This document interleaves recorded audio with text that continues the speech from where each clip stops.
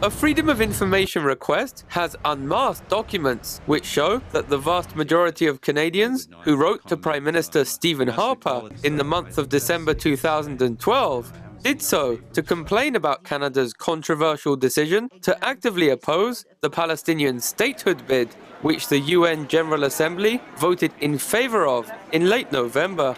A whopping 82% of correspondences to the Prime Minister of Canada in December 2012, just after Canada had voted against the Palestinian Statehood bid at the UN, were letters from Canadians who were critical of the Harper government's one-sided support for Israel.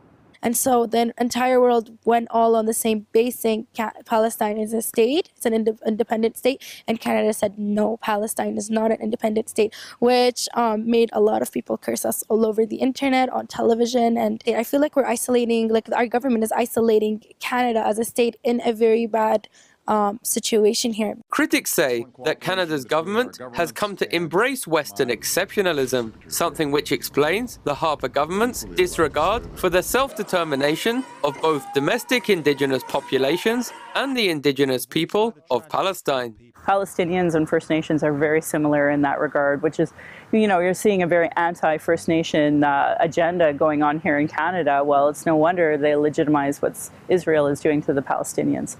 Because we need the people around the world respect the Canadian people, you know, and like these people.